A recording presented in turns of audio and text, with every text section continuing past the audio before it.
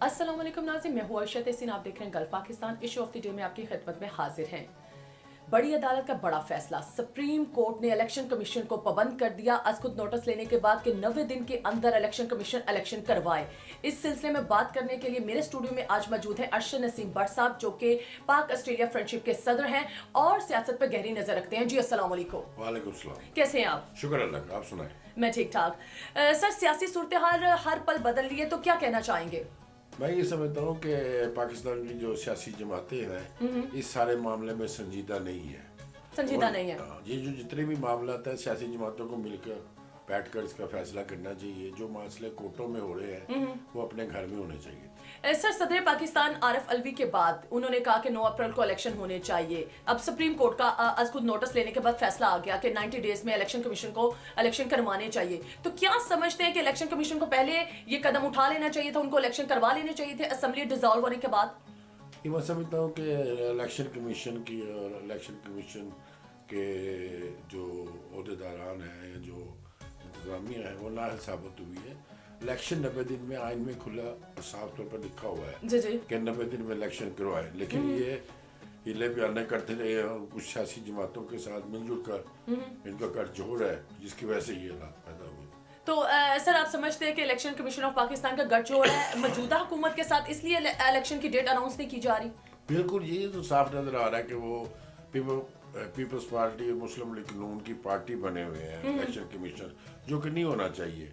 और मौजूदा election commission के खिलाफ रेफरेंस भी है कि इसको सीट से रिमूव किया जाए। जी जी। लेकिन चूंकि उनके पास जो सियासी हलके हैं वो बड़े स्ट्रॉन्ग हैं और वो जो अदारे हैं उनके साथ हैं, तो इलेक्शन कमीशन मनमानी कर रहा है। हालांकि ये इलेक्शन कमीशन इस पे आर्टिकल 6 लगना चाहिए। इसने बहुत बड़ा जुर्म किया, बल्कि अदालतों का टाइम ज़ाया किया कि एक चीज़ वाज़ेह है, साफ है, नज़र आ रही है और हर बंदा ये कह रहा है कि 90 दिन में इलेक्शन हो जाने चाहिए असेंबली टूटने के बाद। जी हाँ, और ये सारी बदमाशी है इलेक्शन कमीशन की, जो कि ये इलेक्शन के डिले में और आइन को तोड़ने के मुतरातिफ काम हो। आइन को तोड़ने का ख़त्म किया जा रहा है आइन को, और आइन जब ख़त्म होगा तब देखिए क्या खौफनाक सूरत हाल होगी दुनिया में। अरशद नसीम भट्ट साहब, यहाँ पे पूछना चाहूंगी कि पीडीएम मौजूदा हुकूमत इलेक्शन से इतनी खाइफ क्यों है? उसकी वजह है कि उनकी कारकर्दगी कोई नहीं है। वो बैकडोर से आए हैं और वो एक साजिश के तहत आए गए हैं और उनको एक साजिश के तहत लाया गया। तो ये जो इलेक्शन कमीशन है, ये जो पीडीएम है, इसके साथ मिला हुआ है और ये वाज़ेह नज़र आ रहा है आपको कि हर छोटा बच्चा भी ये कह सकता है कि आइन में जो चीज़ वाज़ेह तौर पर तहरीर है उसका कोई दूसरा हल नहीं निकाल सकते या उसका दूसरा मीनिंग नहीं निकाल सकते। तो इलेक्शन तो 90 दिन में होने हैं, तो जो इलेक्शन नहीं कराएगा तो आइन ये कहता है कि आर्टिकल 6 होगा। जी जी। सुप्रीम कोर्ट ने अब फैसला दे दिया कि 90 डेज के अंदर इलेक्शन कमीशन पाबंद है कि इलेक्शन करवाए। तो सर, मुझे ये बताएं कि महंगाई की सूरत हाल इतनी बुरी है, गरीब आवाम पिसती चली जा रही है पाकिस्तान की, तो पीडीएम ना इलेक्शन करवा रही है ना महंगाई को कंट्रोल कर पा रही है, तो आखिर ये मौजूदा हुकूमत चाहती क्या है? मौजूदा हुकूमत जो है वो अपने केसेस खत्म करवाने आई थी। उनके अपने केसेस थे जो गवर्नमेंट पे के केसेस, दोनों पार्टियों के केसेस थे और दोनों पार्टियों ने आते ही अपने केसेस खत्म कराए। उनको अवाम से कोई गर्ज नहीं है। अवाम चाहे बाहर में, अवाम चाहे मरे, जिंदा रहे, भूखी रहे, जो उनको इससे अवाम से कोई जरूरत। ये अवाम को ही खुद निकलना पड़ेगा। ऐसे नसूर सियासतदानों के खिलाफ अवाम नहीं निकल पा रही। अवाम निकलना चाहिए कि अब देखें जहाँ पे 150 का पेट्रोल था 300 का पेट्रोल है। 100 रुपए के पेट्रोल पे सारा 70 किलोमीटर जाता था, अब वो 300 डलवाता है तो उसको मुश्किलात वो ज़ाहिर और डॉलर की कीमतें भी हवा से बातें करी, आसमान से बातें करेंगे। डॉलर की कीमत आसमान को पहुंच गई है। तो मुझे ये बताएं, डॉलर की कीमत दिन ब दिन बढ़ती जा रही है, पेट्रोल की कीमत बढ़ती जा रही है, एशिया खुर्दनोश मुश्किल से लोग गुजारा कर रहे हैं, तो मौजूदा हुकूमत सोचती क्यों नहीं है कि हम इलेक्शन की तरफ जाएं, कोई नई हुकूमत आए या फिर दोबारा यही आते हैं लोग? इसके अलावा कोई हल नहीं है, कोई इसके मुतबादिल चीज़ नहीं है। मौजूदा हुकूमत पे अवाम को एतमाद नहीं है, अदारों का एतमाद ख़त्म होता जा रहा है और बैन अवी तौर पर जो हुकूमतें हैं वो मौजूदा हुकूमत से किसी किस्म की डील करने को तैयार नहीं है। ये तो वाज़ेह मैसेज मिल जाता है जब आप पाकिस्तान की एम्बेसियों में जाएं, जहाँ पे दूसरे मुल्कों की एम्बेसियाँ हैं, वो तो साफ कह रहे हैं। ऑस्ट्रेलिया क्या कह रहा है, अमेरिका क्या कह रहा है, इंग्लैंड ये कह रहा है کہ یہ حکومت جو ہے یہ کرپٹ لوگوں کا ٹولہ ہے اور ان کو پیسے دینا اپنی عوام کے ساتھ ظلم ہے. تو وہ کہتے ہیں ہم کیوں دیں اپنے عوام کے پیسے اربوں روپے جنہوں نے کھا جانے, جن پر ٹرسٹ نہیں ہے, یقین نہیں ہے. آپ مجھے بتائیں کہ آپ اس کو پیسے دیں گی جس پہ آپ کو یقین نہ ہو؟ بالکل بھی نہیں. تو اسی لیے موجودہ حکومت کے جو وزراء ہے 100 کے قریب تو وزراء ہے. جی جی. ایک وزیر کا اگر خرچہ لگائے مہینے کا 15 سے 20 لاکھ روپے ہے, ہزاروں غریبوں کے گھر بھر جائے. لیکن یہ ہے کہ وہ بدماشی کر رہے ہیں, بدماشی میں وہ غریبوں کے ساتھ مقدمے بھی کر رہے ہیں, صحافیوں کے ساتھ, وکیلوں کے ساتھ, اور ٹی وی اینکروں کو جو مار رہے ہیں. اب ارشد شریف کا کیس دیکھ لیں کہ ارشد شریف کو پلاننگ کے تحت قتل کیا گیا پلاننگ کر کے.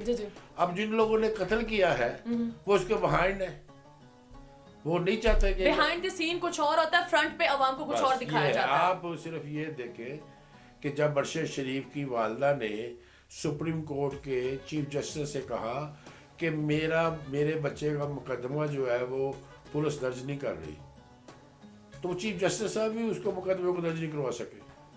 تو کون سی طاقت ہے جو پاکستان کے خلاف, پاکستان کی عوام کے خلاف ایک محب وطن صحافی جو آج پاکستان کے لوگوں کے دلوں میں بستا ہے, ارشد شریف, تو یہ تو کوئی انصاف نہیں ہے, یہ کوئی انسانیت نہیں ہے, یہ کوئی ایسا عمل نہیں ہے کہ جس کو آپ اپریشیٹ کریں. یہ بدماشوں کو ٹولہ ہے. جب تک انتخابات نہیں ہوتے پاکستان کی عوام خودکشی کرنے پہ آ جائے گی. پاکستان کے مسائل گمگیر ہو گئے ہیں.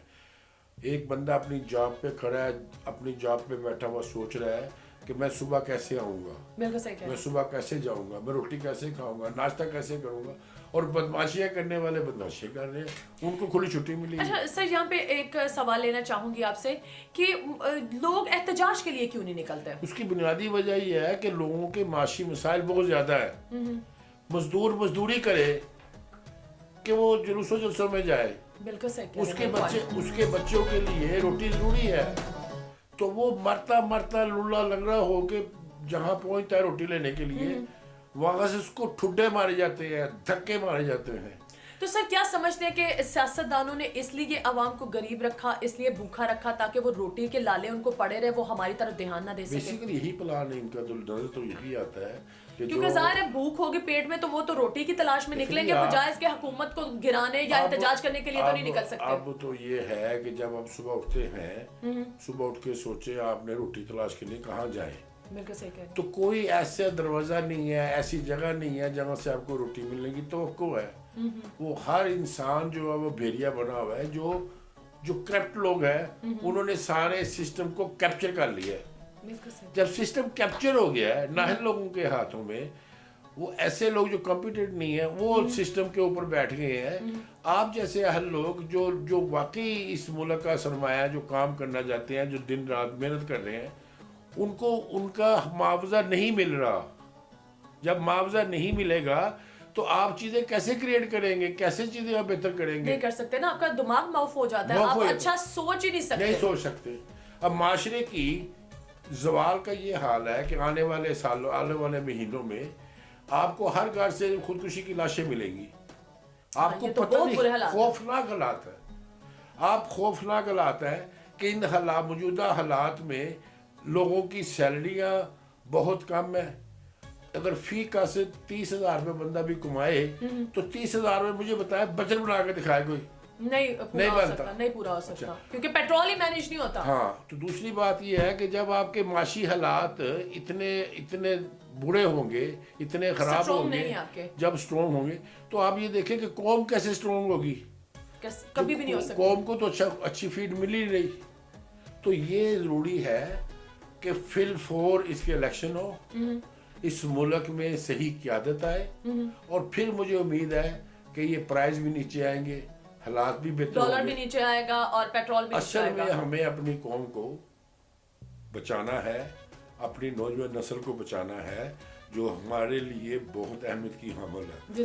اب وہ ان کا ٹائم تیزی سے گزر رہا ہے. ابھی 18-19 سال کا بچہ ہو رہا ہے, تو اگر 2 سال اور گزر کے 22-23 سال, تو پھر اس کے لیے کنٹرول کرنا مشکل ہوئے گا, بہت مشکل ہو جائے گا. ایک line of action who youngster کے لیے, پیسے جو ہے نا قومی بجٹ کو اوپن کیا جائے, ایک یوتھ ایمرجنسی لگائی جائے جس میں نوجوانوں کو جنگی بنیادوں پہ ٹریننگ دی جائے اور ٹریننگ کر کے ان کو مختلف جاب کریٹ کیے جائے, ان کو باہر بھیجا فیسیلیٹ کیا جائے, تو پھر حالات بہتر.